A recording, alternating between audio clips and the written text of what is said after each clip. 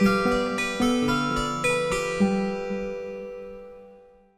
my angels, welcome back to another video, and today we are continuing our Marvel recaps and reviews. Yay. Because today was the very first episode of Loki. So this is the third in the mainline sort of TV series that Marvel has done. There is one that's come out recently called MODOK, which is about a villain. Don't know if it's animated. I think it is. Yeah, animated. So we may watch that as well because we didn't really know it was coming out, but Spoops told me that it was quite funny, so we might watch that as well and see if we can review that too. But anyway, today we're talking about Loki, which is probably my most anticipated For sure. TV series, and probably your guys' too if you watch Marvel. Yeah. Straight off the bat, we saw the episode title, which was Glorious Purpose. What does he say it in? Is it in Avengers? I think so, yeah. I'm pretty sure he says it in the first Avengers, and he may say it again later on down the line, but yeah. I mean, that's kind of like his catchphrase almost. Yeah, you know? It's his line. So that's the first thing we notice. Second thing we notice is the Marvel Studios going green, and also the Marvel intro not being... It's not that. No. It's very mysterious and maybe a bit sad.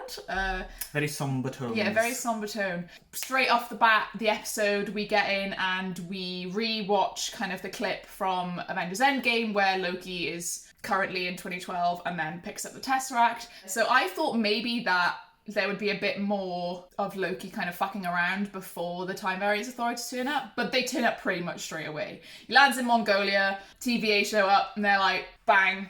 They do the 1/16th of a Yeah, they put like second. the bracelet on him and they knock him with like this time baton, and he's like experiencing the pain in like 1/16th of a second, and it's... At first I thought it was just like I was like, weird gimmick of like just hitting it in slow motion, like a bit of like, ooh, cool slow motion, but then it actually... I was like, okay, good, that's I was fine. like, this is a bit extended, and then she goes like the 1/16th. She just walks into frame full time. He gets taken straight there, and I quite like the whole sequence of him arriving at the Time Variance Authority, going through the kind of motions and getting a ticket and meeting kind of the people who work there. Casey is very cute. It's an actor from The Good Place. I can't remember who he plays, but one of Jason's It's friends. Jason's father. Is it Jason's father? Yeah, because he calls him his friend, doesn't he? He calls him like Chili Job Doe or something like that, doesn't he? And he pops up later on as well. He's really cute. But they just basically take him to go through a load of stuff, and you get basically told what the Time Variance Authority is, who the timekeepers are. I really liked that kind of lore, and I liked the comic book style of the animation, informative video that came on with the Miss Minutes. Yeah. Miss Minutes. She's great. I like it. the everything of the introduction. It's such a good job because they do it where it's you don't know anything that's going on, and you are very much in Loki's shoes where you're like, what the fuck's going on? It does explain it not in a like boring exposition-y way. Like it does explain everything very, very well, I find. And although you could say a video about how the whole TVA works is kind of like, but I mean, they're in a waiting room, so that would play. So it kind of, it does all work. It fits very really well, with the definitely. episode. But Loki, he just does not, he's not having it. He's just like, oh yeah, timekeepers, okay, sure. Yeah, I'm a god. Yeah, I'm a god. Can we just get on with this? Like, can you let me go now? Loki gets put in front of a judge. He starts to get on trial, and she's just like, do you plead guilty? And he's like, I plead guilty as a god. Yeah, I'm guilty of being the god of mischief. Yeah. Guilty. And what I find really good as well about this episode, especially up at this point anyway, is the transition of Loki like being fed up, being like, what's going on? Let me out, I'm a god, to kind of slowly being a bit like, oh, these people aren't messing about, especially when the kid gets time reset. Yeah. He's like fumbling for his ticket, he looks really worried. He holds it up. Yeah, and his powers don't work in the TVA because he tries using them in when he's on trial, and they just don't work, so he's very helpless, and that sort of transition goes well, although he does keep up the facade of like, I am a god, let me go, you don't cross me. Just before this as well, there was a really, really nice, funny, cute little scene where falls through the ceiling a couple of times and goes through a few different things. Like, there's a bit we saw in the trailer, which was like, sign this to confirm this is everything you've ever said. And he goes, what? And there's like another one comes through and he goes, and this, and another one comes through, and this. His whole attire gets destroyed by a robot, and he's like, this is the finest Asgardian leather, and it's just bzzz. And you see his very gratuitous of his like 6-pack kind of thing. It's kind of like, right, Tom, you'll need to work out for this, and we'll make sure that you're rewarded for it. You'll have a topless scene, so don't worry. Yeah. And then he goes through a bit where he's going to go through like, it's kind of like a metal detector, like an airport thing. And the guy's like, are you a robot? To your knowledge. And he stops and he's like, what if I didn't know and I am a robot? I thought that was quite funny, quite a cute little bit. Yeah. So yeah, that was just a little rewind, but you were going to talk about the next part, which is where Mobius comes into it. Yes. While he's speaking to the judge and on trial, it cuts to a scene in like 1532 or something in France. I think it was 1549. One of those. Mobius and the Minutemen are investigating like a big old crime, and there's loads of other Minutemen dead on the ground. So they're obviously investigating some sort of variant that's happened. No trace of anything. The murderer's all gone. Same stab wounds they're saying that are concurrent in all other events. So this is obviously not the first. 6th one this week, the guy said. And a little girl walks in. He's speaking to her in French, saying, you know, don't worry, everything's fine. He goes out to her and there's this stunning shot of them, like a stained glass window, and like the lights being shining on them. And he asks her who did this, and she points to the devil, which is on the stained glass window. And she's got this kablooey devil gum that's made her teeth all blue. Yeah, because she smiles and he sees the blue and he goes, oh, what's that? Blue teeth. Mobius turns up at the trial and sits down watching the trial of Loki then, and steps in just as he's about to be sentenced to say, I might have an idea. I think this is a good idea, and it's a really good. Owen Wilson is just great in this. He's perfectly cast, I think, for like the character that they're trying to make him, like a sort of cheeky, really funny. And there's obviously a relationship between him and the judge, because she's like approached the bench as if he's gonna like come up and stand where Loki was, but he comes right up to the bench. She's just looking up, and he's like, she's like, I know what you're trying to do. I don't think it's gonna work, and he's like, I think it can work. And he's like, I love looking up to you. It feels appropriate. Yeah. So he takes Loki to his office. Along the way, we get to see the city that they're in. I suppose. It is a city built inside of a space station kind of thing, I guess. Yeah. And it's very, very beautiful. And Loki's just like, that's not real. Yeah. He's like, magic. And Owen Wilson's like, no, I'm just going to call him Owen Wilson now.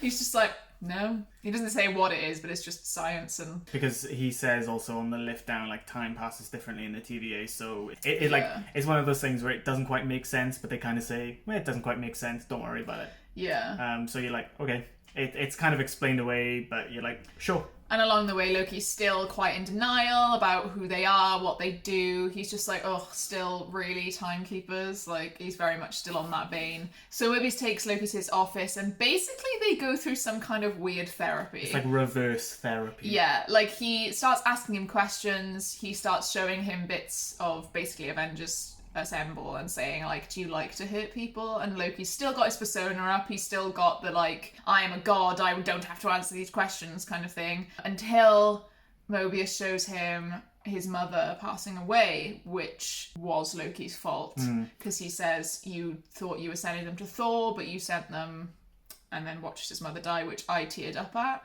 I cried also near the end when he looks at more of the memories, but that bit I teared up at, and Loki's kind of still in denial. Out of all the characters in the MCU, he's the character that you don't want to tell what to do or tell him that he literally has no choice in the choices he makes. Like, that would throw him into an existential crisis, and it kind of did. He talks about his ideas of freedom and how people, if you take away choice, people will be happier and things like that. Kind of the same things he talks about in his speech in Avengers Assemble. Yeah. There's some good parallels drawn between, like, his speeches of him why he wants to rule Earth and what Mobius says about choices and okay, branch out. But what Mobius says about the choices and the sacred timeline when Loki says, like, my choices are mine, and Mobius is like, sure. You think so, but not really. He basically unpicks Loki's whole character. Dialogue and writing is fantastic in the one-on-one scenes with Mobius and Loki. It's so good. I could watch them talk back and forth for longer even. Literally. So when he's showing him parts of Loki's life and things that happened, he also says, well, you're the god of mischief and you do get up to mischief. And then it kind of cuts to a scene of him on an aeroplane as Mr. Cooper, or DB Cooper, which is obviously the real story of DB Cooper, who got onto a plane, hijacked the plane, got a load of money, the plane took off again, and he disappeared and he was never seen again. As presumably, obviously, I think he asked for a parachute and was just never seen again. And he is DB Cooper. That's such a good bit of like, why don't we make Loki DB Cooper? Yeah, I like perfect. That. And how it was a dare by Thor. Yeah, he said he lost a bet to Thor. That's it, I love that. I absolutely love that. Like, stuff like that is peak, like, stuff that I want to see from Loki. And it kind of is paralleled because Mobius says to him, well, you know, all this killing, torturing people, murdering people. He goes, well, this isn't very mischievous. And Tom Hiddleston's acting is just incredible because you can see every hit, everything that Mobius says to him. Tom Hiddleston, like, there's a slight kind of drop in the act, in the demeanour, and it's so subtle. Like, it gets less subtle as the episode goes on, obviously, but especially near the beginning, there's like just a slight little like tweak. It's just incredible to watch him. I think it's really, really insane how the writers who, you know, wrote the dialogue of Loki and Tom Hiddleston himself basically rewinding time and rewriting Loki as the character that he was in 2012. Yeah, in 2012, just lost against the Avengers, and it being so similar. I know they created it, so I guess you could argue that it would be easy for them, but it's so hard to go back to. He's gone through so much since then that I just think it's really, really like a testament to the writers and to Tom Hiddleston that he is so similar and the same character as he was back in 2012. I just think it's incredible to watch. Mobius gets called out and they're talking to him like, oh, I don't think this is a good idea and things like that. Yeah, the main lady from the TVA. Yes. I don't think we caught her name. Just as Mobius has kind of gotten through to Loki a little bit as well. Yeah, he's like starting to break through, like just about. Because he helps Loki up, but then obviously we see that Loki just pickpocketed him, the little time thing that he's got on the necklace to reset him. Yeah, Mobius comes back in and he's gone. And there's kind of a Scooby-Doo type of chase where they go off and try and find him. Loki goes straight to Casey because he knows the Tesseract's there. He's already kind of, like we said, Mobius has already kind of broken through the barrier already. So he comes to see Casey and he's just like, oh, fucking, like, come here. And he gets down and you see him slide the persona into place. It's so mad to watch. You see him kind of look around and go, give me the Tesseract or I'll gut you like a fish. And it's just like incredible to watch. And I feel like other people maybe not be impressed by that, but it's just showing the character development and really, really showing that it really is a persona, which obviously comes full circle by the end of the episode where he kind of admits it. Loki gets Casey to open the drawer and give him the Tesseract. He complies. He opens up the tray, gives him the Tesseract, just hands it over. He starts to go and then he goes... And he looks in the drawer and there's just like tons of duplicates of all of the Infinity Stones. We were literally there like...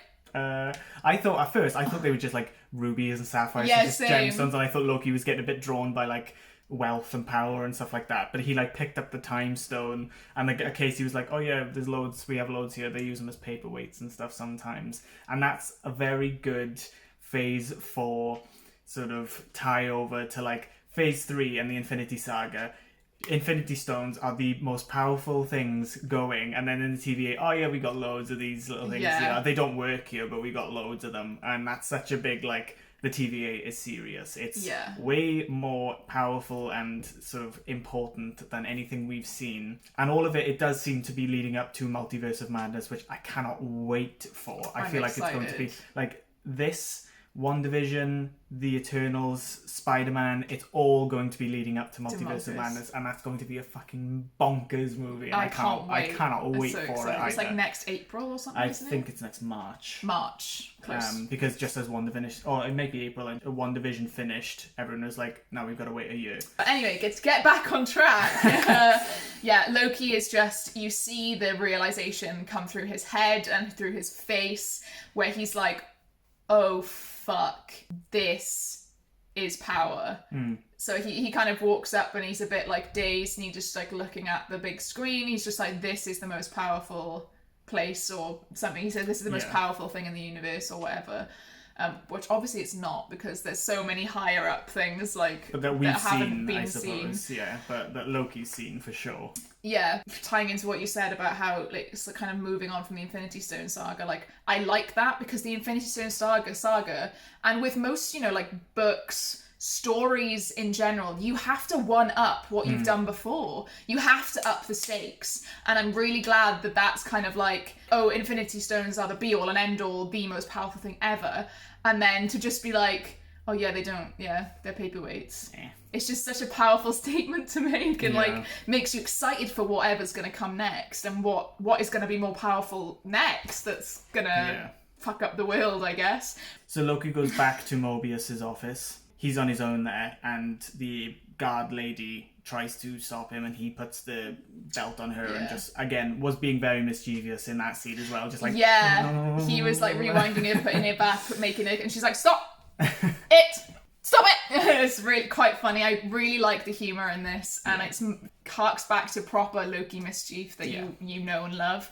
And I really, really hope that it stays that way. And seeing him do that mischief, it almost is like a different version of him again, because he's not going to be under all that stress about Thanos. He's not going to be under all that stress like with Hela and everything. So maybe he'll be an even more happier Loki, which I'm excited to see. You'd think that, because obviously he hasn't experienced the loss that the Loki that we have seen has. But then when he's back in the office, he then goes forward and watches the rest of his file and all the main bits.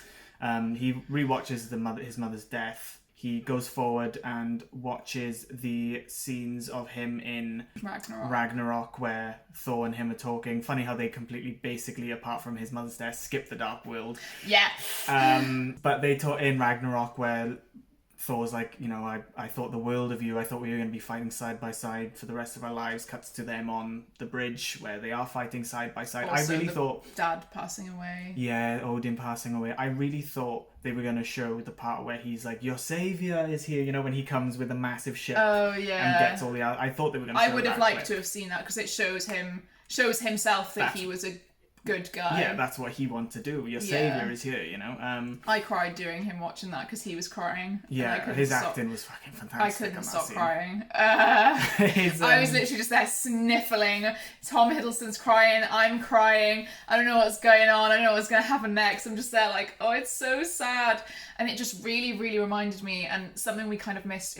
See, I'm tearing up now thinking about it. Something we kind of missed earlier on that Mobius said was to do with the choices he makes, and that it's all set out and he doesn't really have a choice. He said, your purpose is to cause mischief, kill people, suffering, blah, blah, blah. I think the specific line was to better other people. And then the Avengers come up on the screen. And I just thought that was so sad. His whole purpose is to lose everything, die, be treated differently, all so that other people can evolve and save the world. He is a stepping stone. He is not important. It makes him feel not important. He isn't. Well, he is important, because otherwise he wouldn't have created the timeline and been a variant. He's not important as a hero. He is not, you know, he's not meant for glorious purpose. Yeah. You know? Which, seeing him kind of go through that emotion and realising, it's really difficult to watch. It's really sad to watch. And I know Loki's kind of like our favourite character of people's, simply because he's mischievous, he's hot, you know, all this. When you dig deep down, like, the redemption arc that he's gone through is so incredible, and I love redemption arcs for villains. I also like it the other way around. I like heroes becoming villains. But especially this redemption arc is just, it's one of my favourites, and I think it's just done so well.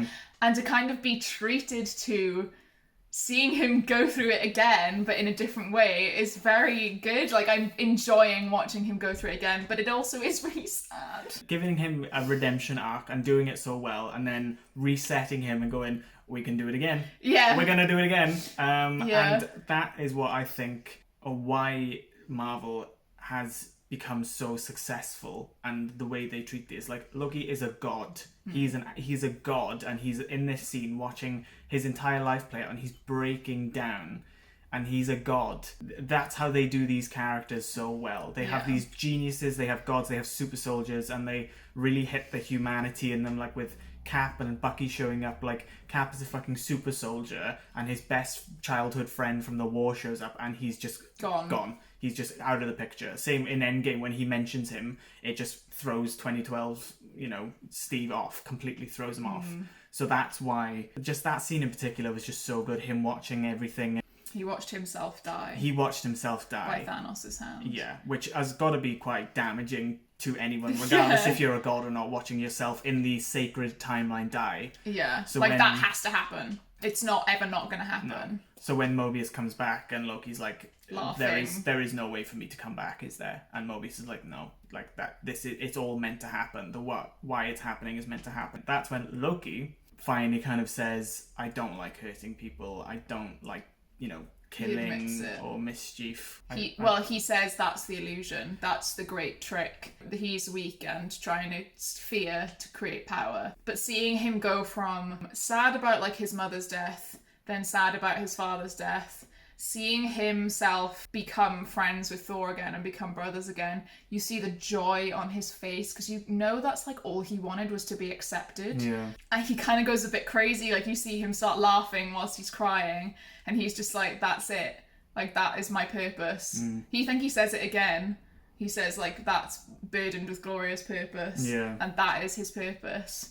It's really an incredible scene. I really, really enjoyed it. Loki's still a bit like, well, what am I here for then? Like, what do you want from me? And then Mobius tells him about the murders, the time variance murders, and he says, why do you need me? Like, Loki says, why do you need me, God of Mischief? And Mobius goes, because we're hunting you. You're the other variant. From a different timeline. Which I did actually suspect earlier on. When they point at the devil. When they point at the devil, and when it was like that he can't be found and stuff, I was like, is it Loki? But I didn't want to say anything because it seemed like a stupid idea at the time. I was just like, nah, they can't have done that. But it is Loki, but is it? ? Well, that's what I said then during the episode. I said maybe it's the next scene. Like a multiversal variant of Loki, maybe a female Loki, or just an older version of Loki maybe, or something along those lines, because the scene, it's in like 1800s in Oklahoma, and there's like this stick from like the 3rd millennium that they found, and they're like, oh yeah, this obviously shouldn't be here. And they're like, oh, oil someone's trying to make money. But it seems to be a trap. Because there's a shot, there's somebody in a robe, like a Jedi robe. With a lantern, they drop it, fire goes everywhere, they pretty much kills everybody, and they manage to, this Loki steals a reset beacon bomb thing that resets the timeline, destroys that timeline, variant of the timeline. So that Loki has one of those now, and then that's when the episode ends. It was really good. I really, really enjoyed it, and I cannot wait to see more. Just more Owen Wilson, more Tom Hiddleston, more different timelines that he visits, because just from the trailer, some of the places, scenery and places, and it just looks incredible, and I cannot wait to see more. Yeah, I'm really excited because these are 40 to 50 minute episodes. There are going to be 6, in case you didn't know. I really, really enjoyed this episode, but I'm starting now with these series to actually see them in the way that kind of I feel they were meant to be seen. And what I mean by that is, some people think of these episodes, even WandaVision, even though they were short, they're thinking of them episodically. I don't think they're meant to really be seen like that. It's meant to be seen as one whole story. And it's a cohesive kind of film. Like, you could watch all 6 episodes at once, and you maybe should. I don't think that these things are meant to be seen as, this is an episode and it's kind of in itself. Because a lot of normal TV series, say like Walking Dead, or even things like Supernatural, where it's kind of formulaic, where it's like there's always a monster in each one. That's not what these TV shows are, and I think the reason maybe some people are disappointed, or like, oh, I didn't like this episode compared to this episode, I don't feel you can really compare the episodes because it's one full story. I wouldn't say there's many, or like it's not a focus for there to be an individual story in each episode. I feel like, especially with Falcon and Winter Soldier and Loki now, maybe not so much with WandaVision because that was very episodic because it was literally a TV. Yeah. It was literally a TV show in a TV show. You know, anyone watching this is still kind of on the fence about the TV shows, or like, oh, I didn't quite enjoy Falcon and Winter Soldier. Try and like take a step back and think of it as a full feature length or double feature thing, even though they are coming out weekly, which is like a bit annoying, I guess, but I feel like they are meant to be seen close succession. Very excited for next week. Not really many theories, just want to see what they're going to do next, what timeline they're going to go to first and things like that. But yeah, thank you so much for joining us. I don't know how long this video is going to be. We've talked for a while, but thank you so much for joining. If you do like this video, please give it a like, comment what was your favourite bit about the episode. Do you have any theories for next week? Are you enjoying? Do you enjoy it more or less so far than the other two? Let us know. We'd like to see your thoughts. And yeah, we will see you in another video.